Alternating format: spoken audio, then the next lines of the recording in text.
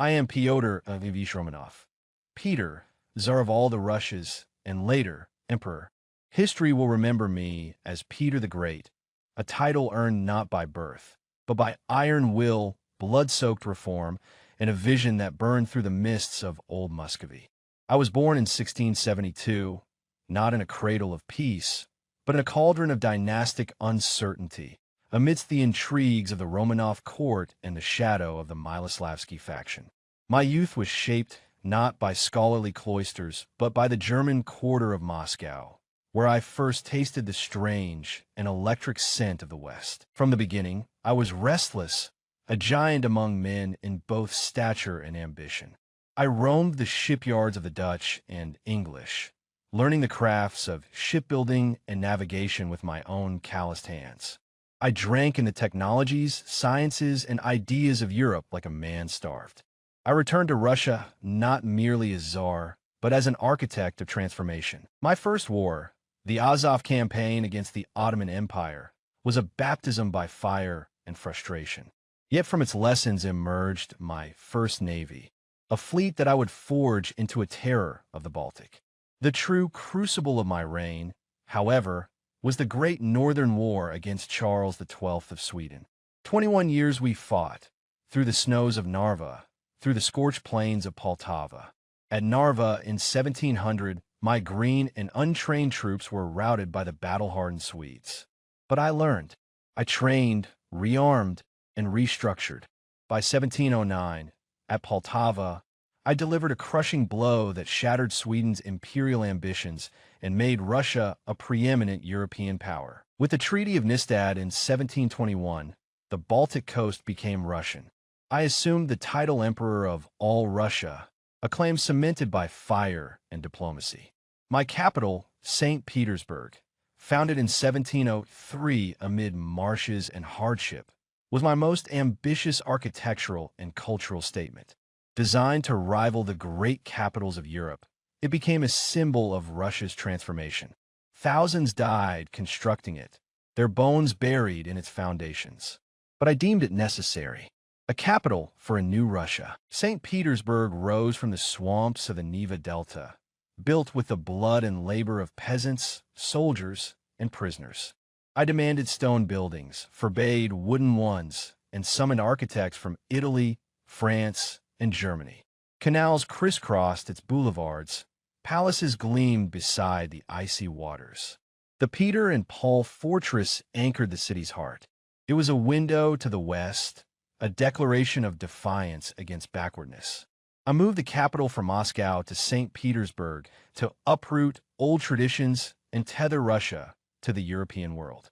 The city's construction was a logistical and human nightmare, plagued by disease and floods, but it became the beating heart of my empire. The city was more than symbolic. It became the nexus of my imperial machine. The Admiralty shipyard fueled naval dominance, while the Kunstkamera housed natural curiosities and scientific instruments, my challenge to superstition. The Academy of Sciences produced scholarship in mathematics, astronomy, and geography, drawing minds from across Europe. I sponsored cartographic surveys of Russian territory and funded expeditions to the Arctic and Siberia. Through these institutions, St. Petersburg emerged not just as a capital, but as the intellectual furnace of a modernizing state. Its layout reflected my autocracy and my vision. Straight avenues radiating from the Winter Palace, wide squares for parades, bridges linking islands and ideas. The city was vulnerable to the elements, battered by storms and ice, yet it endured as a monument of defiance and a lighthouse of imperial ambition. Yet war was only one edge of my reforms. I attacked the very foundation of Russian tradition. I shaved beards with my own hands and taxed those who dared grow them anew.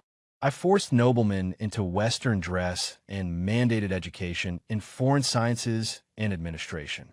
I founded the Naval Academy, engineering schools, and the Academy of Sciences.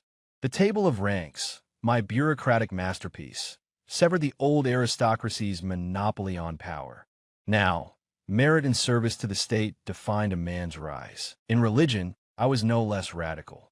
I abolished the patriarchate, ending centuries of ecclesiastical independence. The Holy Synod, under my control, turned the Orthodox Church into a state organ.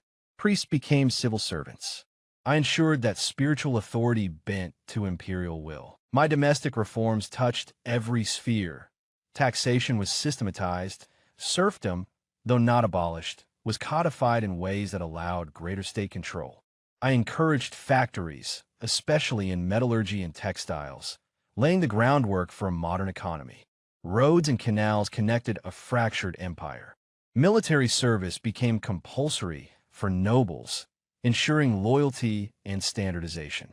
Russia ceased to be a land of isolated principalities and became an empire, bureaucratized and militarized. I crushed opposition without mercy. The Streltsy Rebellion of 1698 ended in mass executions and public mutilations. I did not forgive betrayal, even in blood. My son, Tsarevich Alexei, opposed my reforms and plotted with reactionary factions. I imprisoned and interrogated him. He died under mysterious, likely brutal circumstances. It was my greatest sorrow and my final assertion that no one, not even my heir, could halt the tide of reform. I traveled widely, unprecedented for a Russian ruler. My grand embassy across Europe revealed the disparity between Muscovy and the West. I sought alliances, studied artillery, hired architects, and returned with hundreds of specialists. Russia's transformation was not isolationist. It was surgical integration of Western expertise into Slavic soil. My final campaigns were in the south, against Persia, securing Caspian ports and opening new routes of trade and influence.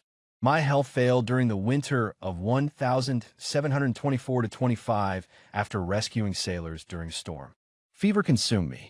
My final words, never clearly recorded, were said to concern the continuation of my work. I died without naming an heir, plunging the empire into uncertainty. Yet the legacy I left was indelible. I had created a navy where there was none, raised an army that rivaled Europe's best, and turned an inward-looking state into a continental empire. I was Peter the Great, and I forged Russia in the crucible of will. From the chaos of boyars and superstition, I summoned a modern empire. My shadow lingers in every naval ship, every administrative order, every law written in a tongue that once knew only faith and fear. I was fire and iron, reform and empire. Remember me not for my crown, but for my hammer.